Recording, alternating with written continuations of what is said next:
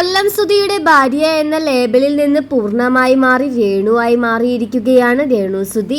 Reels വീഡിയോകൾ ചെയ്തും YouTube channel വഴിയും അതുകൂടാതെ ഷോർട്ട് ഫിലിം വഴിയും രേണുവിന്റെ സ്ഥാനം ഉറപ്പിച്ചു കഴിഞ്ഞു. എന്നാൽ സോഷ്യൽ മീഡിയയിൽ ഇപ്പോഴും രേണു സുധിയെ അച്ചടക്കം പഠിപ്പിച്ചുകൊണ്ടുള്ള കമന്റുകളാണ്. ഭർത്താവ് മരിച്ചുപോയ ഒരു സ്ത്രീ ഇൻസ്റ്റഗ്രാമിൽ റീൽസ് ചെയ്യേണ്ട ആളല്ലെന്നും ഈ സ്ത്രീ കൊല്ലം സുധിയുടെ വില കളയുമെന്നുമൊക്കെയാണ് ഇക്കൂട്ടർ വാദിക്കുന്നത്. ഇപ്പോഴിതാ രേണു സുധി ട്രെയിനിൽ നിന്ന് വീണു എന്ന വാർത്തയാണ് പുറത്തുവരുന്നത്. പ്ലാറ്റ്ഫോമിലേക്ക് ലഗേജുമായി ചാടി ഇറങ്ങുന്നതിനിടയിലാണ് രേണു സുധി വീഴുന്നത്. ട്രെയിനിന്റെ AC കമ്പാർട്ട്മെന്റിലായിരുന്നു രേണുവും ഷൂട്ടിംഗ് സംഘവും സഞ്ചരിച്ചിരുന്നത്.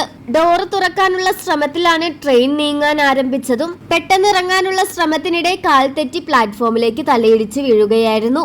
ആ സമയത്താണ് തലയ്ക്ക് ഗുരുതരമായി അടിയേൽക്കുന്നത്. ഭാഗ്യത്തിനാണ് പാളത്തിലേക്ക് വീഴാതിരുന്നതെന്നും വലിയൊരു അപകടമാണ് തന്നിൽ നിന്ന് ഒഴിവായത് എന്നാണ് രേണു പറയുന്നത്. പെട്ടെന്ന് തന്നെ ആശുപത്രിയിലേക്ക് കൊണ്ടുപോകുകയും CT സ്കാൻ ഉൾപ്പെടെ എടുക്കുകയുമാണ് ചെയ്തത്. ഈ സംഭവം സോഷ്യൽ മീഡിയ വഴി രേണു പങ്കുവച്ചതോടുകൂടി രേണുവിനെതിരെ രൂക്ഷമായ വിമർശനമാണ് ആരാധകരുടെ ഭാഗത്തു നിന്നെത്തുന്നത്. ഒരാൾ അയാൾക്ക് സംഭവിച്ച അപകടത്തെക്കുറിച്ച് പറയുമ്പോൾ എന്തിനാണ് ഇങ്ങനെ വിമർശിക്കുന്നത് എന്ന് പറഞ്ഞുകൊണ്ടും ഒരു കൂട്ടരെത്തുന്നുണ്ട്.